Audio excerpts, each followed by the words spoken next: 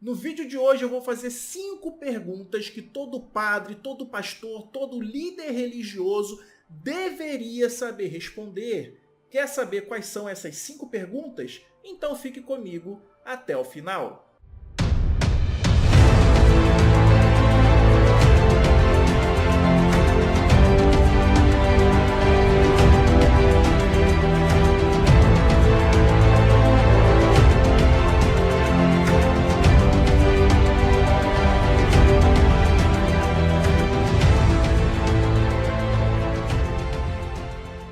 Então fala aí galera, meu nome é Antônio, eu sou um especialista em teologia reversa, ou seja galera, aqui a gente faz a contra-apologética. Eu vou te mostrar o que você nunca vai ficar sabendo em seminários teológicos, em faculdade de teologia, em igrejas, em local nenhum. Aqui eu te mostro aquilo que está na Bíblia e que você nunca fica sabendo. Um exemplo disso são as 5 perguntas que eu vou fazer aqui nesse vídeo. Para a pergunta de número 1, eu preciso que você abra sua Bíblia em Mateus 27, onde a partir do versículo 50 você vai observar que Jesus ele entrega o Espírito, ou seja, ele morre. Jesus, porém, tornando a dar um grande grito, entregou o Espírito. No versículo 51 temos: nisso o véu do santuário se rasgou em 2 partes, de cima a baixo, a terra tremeu e as rochas se fenderam. Abriram-se os túmulos e muitos corpos dos santos falecidos ressuscitaram. E saindo do túmulo, após a ressurreição de Jesus, entraram na cidade santa e foram vistos por muitos. O que está dizendo aqui em Mateus é que após a morte de Jesus, o véu do templo de Jerusalém se rasga, houve um grande terremoto.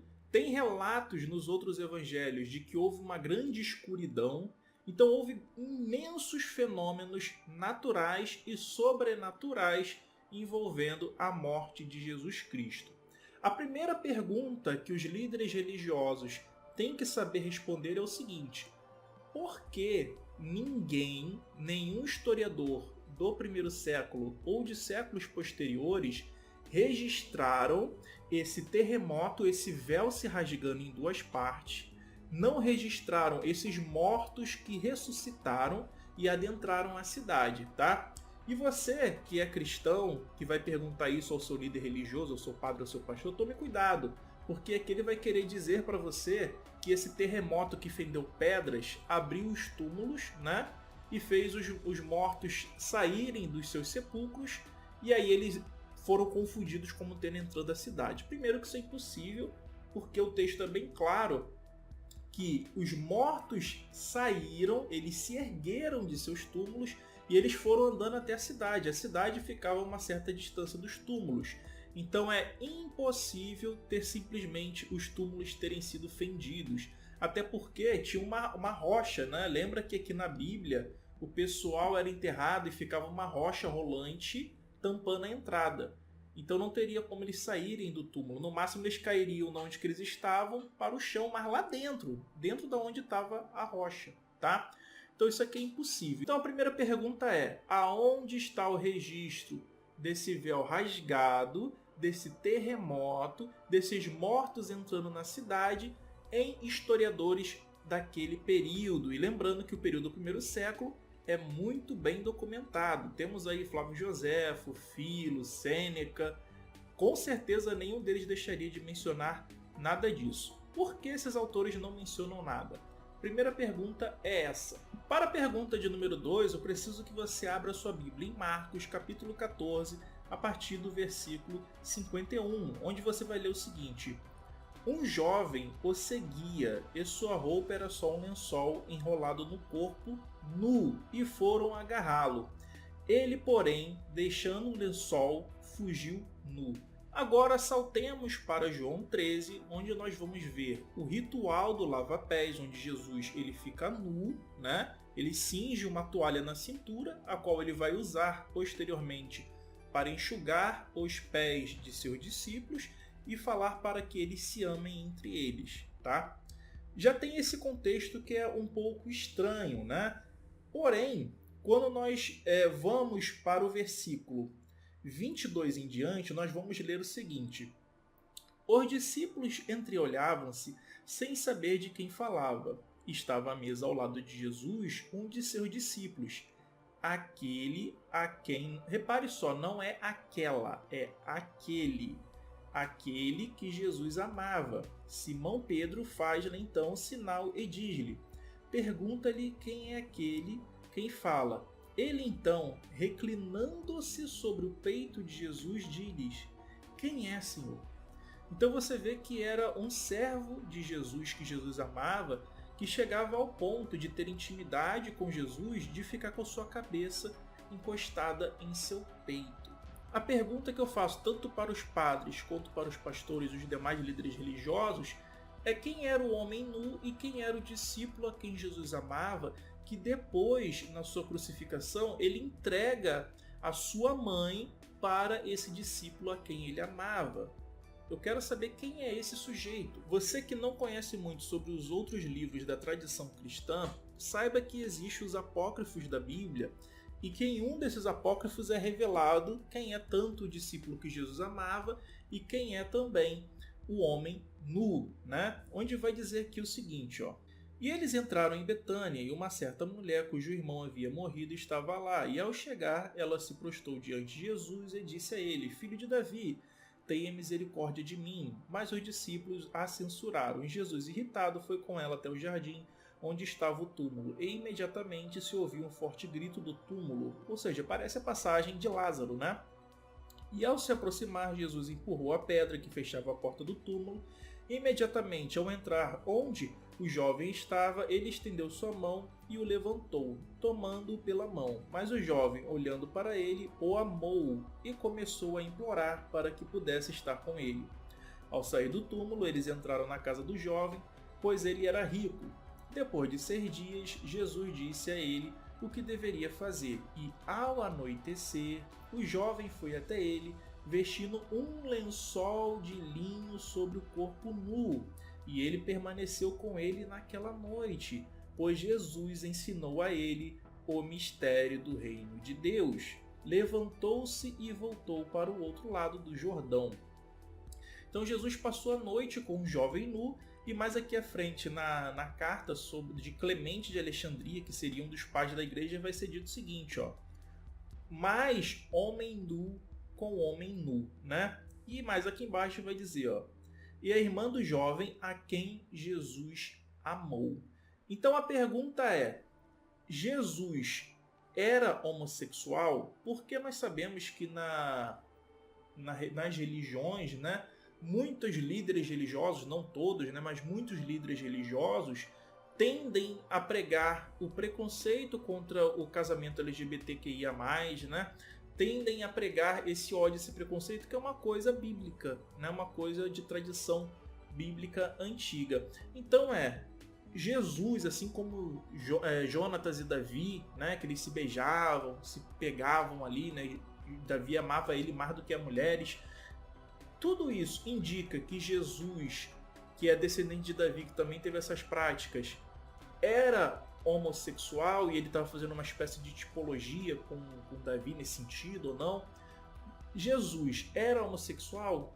Quem era esse homem nu e quem era o discípulo homem que se reclinava sobre o peito de Jesus, a quem é dito inúmeras vezes que ele amava? Essa é a segunda pergunta. Na pergunta de número 3, eu preciso que você abra sua Bíblia em Números 31, a partir do versículo 17, que vai dizer o seguinte: matai, portanto, todas as crianças do sexo masculino, matai também todas as mulheres que conheceram o varão, coabitando com ele, ou seja, que fizeram sexo, né?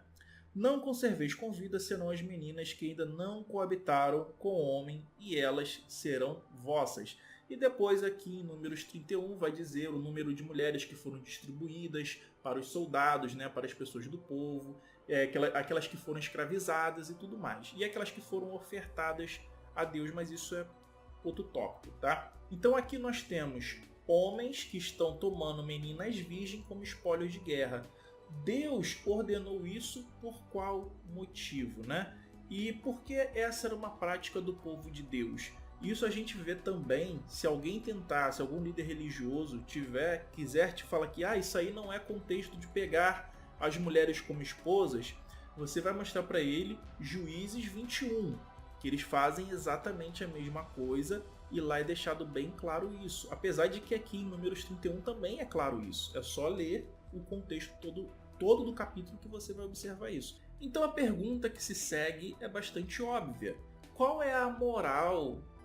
Quais são os valores de virtude de um Deus ou de um povo que criou esse Deus em assassinar bebês, meninos de colo, mulheres e idosos que já tinham se rendido na guerra, e pegar como espólio de guerra meninas virgens que vão ser obrigadas a se casarem com os soldados que foram à guerra, ou os remanescentes do povo, como diz Números 31 e Juízes 21. Qual o sentido disso? Você pode me explicar? Pergunta de número 4. Eu peço que você abra em Deuteronômio no capítulo 22, onde nós vamos ver coisas como, por exemplo, a partir do versículo 20, que se uma menina for encontrada sem virgindade, ela tem que ser apedrejada até a morte.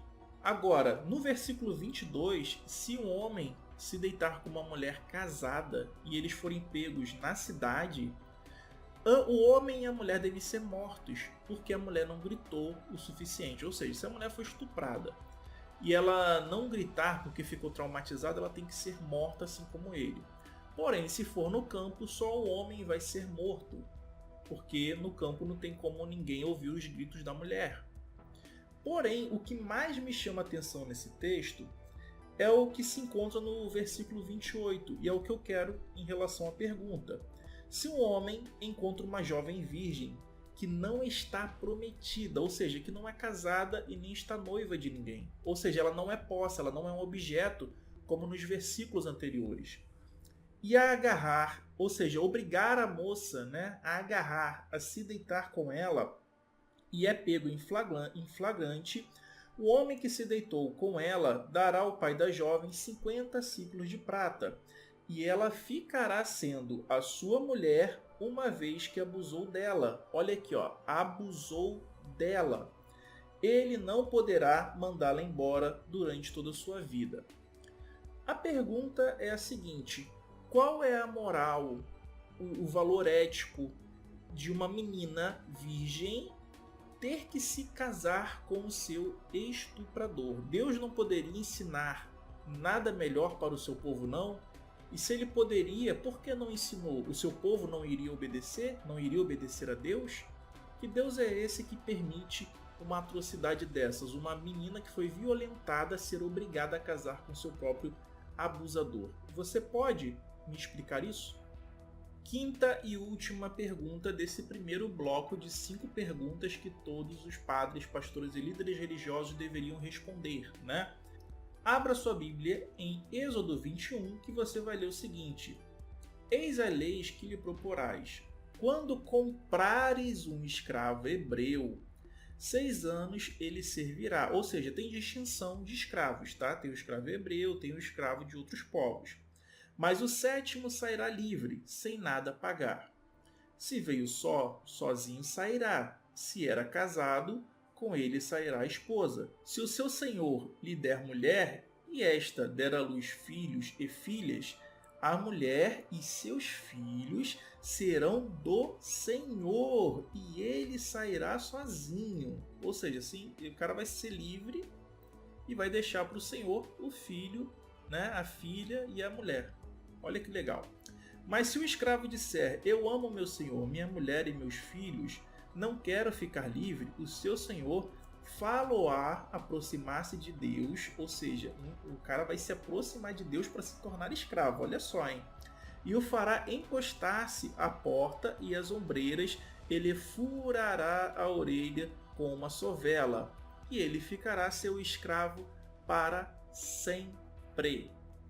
E depois desse início do capítulo 21, no versículo 20 vai ter aqui, se alguém ferir o seu escravo ou sua serva com uma vara e o ferido morrer debaixo de sua mão, será punido. Mas se sobreviver 1 dia ou 2, não será punido, porque é seu dinheiro. A pergunta é: por qual motivo Deus aceitava e instruía as pessoas de como conduzir o processo de escravidão, ou seja, de ter um outro ser humano como objeto. Você pode explicar isso dentro de um sentido ético e moral de um ser onipresente, onisciente, transcendente, que poderia acabar e instruir sobre o quão errado é a escravidão, o porquê Deus está ordenando os deveres e afazeres em relação a uma escravidão que pode até ser para sempre. Você pode explicar isso? Você que é padre, você que é pastor, você que é líder religioso, tá? Eu sei que vocês vão tentar, é contexto da época, contexto cultural, mas isso mostra que Deus não existe, que isso está sendo escrito por pessoas daquele período, sacerdotes, regentes, que estão querendo implementar esse serviço, essa submissão escravista a essas pessoas, a essa população. Se Deus existe e ele estava intervindo aqui na situação, porque ele não falou contra a escravidão, ao invés de a favor, como está aqui?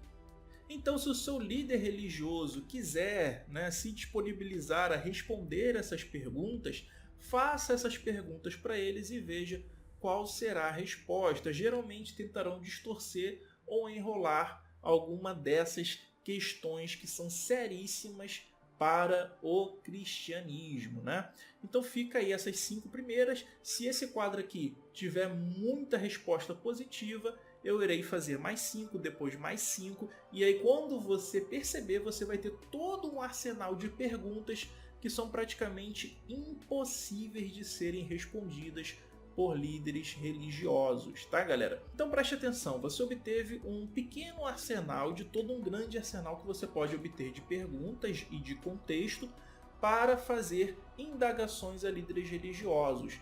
Eu acredito que se você se inscrever nesse canal por merecimento da minha parte, se você falar assim, não, eu fiz um bom trabalho, gostei das perguntas, vou incentivar ele, vou me inscrever no canal, vou dar o joinha, vou comentar, então seja muito bem-vindo e obrigado pelo apoio a essa teologia reversa.